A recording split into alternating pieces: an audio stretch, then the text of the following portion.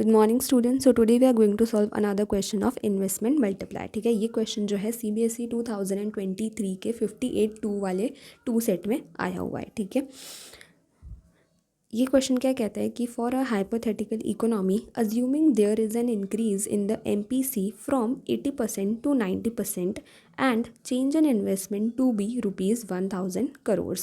Using the concept of investment multiplier, calculate the increase in income due to change in MPC. ठीक है, कुल मिलाकर के हमें क्या निकालना है? हमें निकालना है कि calculate the increase in income, यानी कि हमें क्या निकालना है? हमें चेंज इन इनकम को फाइंड आउट करना है. ठीक है, कब? जब चेंज इन MPC हुआ. तो ये जो हमारा MPC में चेंज आया ना 80% से 90%, तो इस चेंज में इंक्रीज़ इन इनकम कितना हुआ ये हमें बताना है. ठीक है, तो चलो बताते हैं. तो सबसे पहले हम लिख लेते हैं हमें क्या क्या दिया हुआ है. सबसे पहले तो इन्वेस्टमेंट जो है वो हमें कितना दिया हुआ है? ₹1000 करोड़.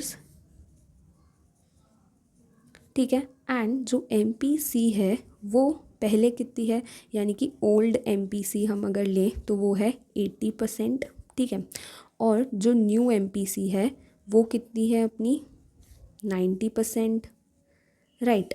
अब इसको अगर अपन करें तो ये कितना हो जाएगा? 80/100. तो 0 से 0 कैंसिल, और ये 0 ऊपर जाके पॉइंट में कन्वर्ट हो जाएगा.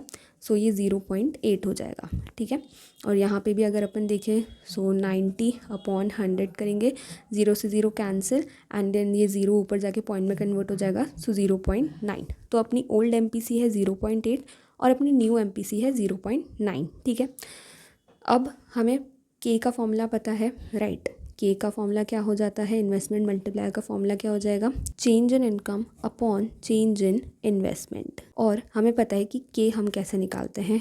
K is equals to 1/1 minus MPC होता है. राइट, ओल्ड MPC को यहाँ पे वैल्यू पुट करेंगे, फिर K की वैल्यू यहाँ पे पुट करेंगे, और फिर उसके बाद चेंज इन इनकम ओल्ड वाला निकालेंगे. ठीक है, फिर न्यू चेंज इन इनकम आ जाएगा और उन दोनों को माइनस करेंगे तो हमारा एग्जैक्ट चेंज इन इनकम आ जाएगा. राइट, तो चलो करते हैं. K is equals to 1/1 minus MPC. तो ओल्ड MPC की वैल्यू पुट करेंगे 0.8. तो ये कितना हो जाएगा? K is equals to 1/1 minus 0.8.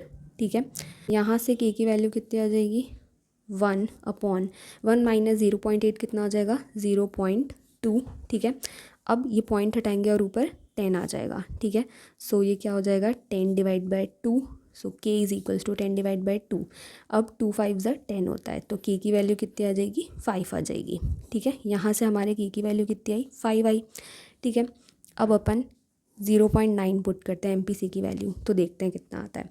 ठीक है, so K is equals to 1/1 minus 0.9.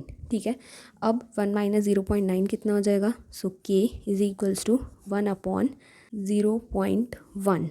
Right, अब ये पॉइंट हटेगा, ऊपर एक 0 आ जाएगा. So K is equals to यहाँ से हमारा 10 आ गया.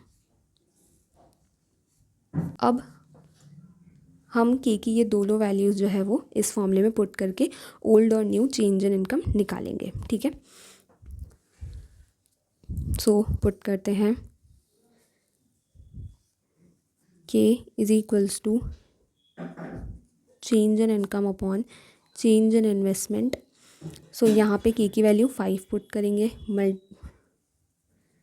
Is equals to change in income हमें निकालना है, और चेंज इन इन्वेस्टमेंट हमें कितना दिया हुआ है?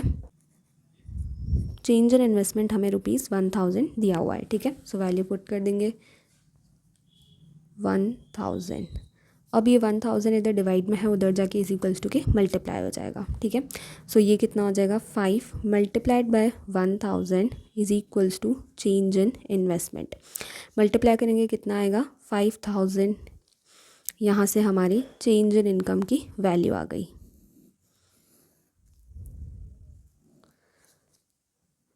अब यहाँ पे देखते हैं. So again K is equals to change in income upon change in investment. K की वैल्यू 10 पुट करेंगे, is equals to change in income हमें निकालना है अपॉन चेंज इन इन्वेस्टमेंट 1000.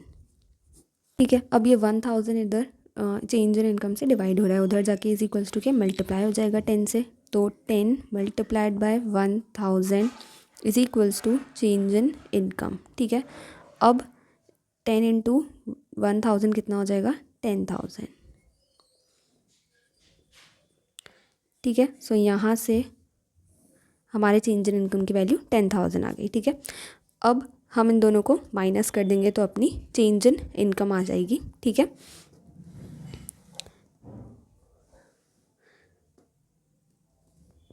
तो अपन करते हैं, ठीक है। ओल्ड चेंज इन इनकम कितना आया, 5,000, और न्यू चेंज इन इनकम कितना आया, 10,000। तो बस इनका डिफरेंस यानी कि 10,000 minus 5,000 that is equals to ₹5,000 crore. ये चेंज इन इनकम आ गया, ठीक है। सो बस यही अपने को निकालना था और ऐसे ही अपने को निकालना है, ठीक है। अब ये अपन ने दोनों क्यों निकाले, ओल्ड और न्यू, ठीक है। ओल्ड और न्यू इनकम अपन ने दोनों क्यों निकाली, क्यों, क्योंकि अपने को यहाँ पे क्या दिया हुआ था क्वेश्चन में अपने को बोला था ना कि using the concept of investment multiplier, ठीक है। तो इसीलिए अपन को इन्वेस्टमेंट मल्टीप्लायर का कॉन्सेप्ट यूज़ करके ही तो निकालना था चेंज इन मतलब इंक्रीज इन इनकम, ठीक है। तो इसीलिए अपन ने ये निकाला है, ठीक है। सो अब अपन बोल सकते हैं कि पहले इनकम कितनी थी, 5,000, फिर कितनी होगी, 10,000। सो कितना इंक्रीज़ हुआ चेंज इन इनकम में, 5,000 का इंक्रीज़ हुआ, ठीक है। सो यहाँ जा कर के अपना पूरा क्वेश्चन जो है वो कंप्लीट होता है। मिलते हैं नेक्स्ट क्वेश्चन में। Thank you.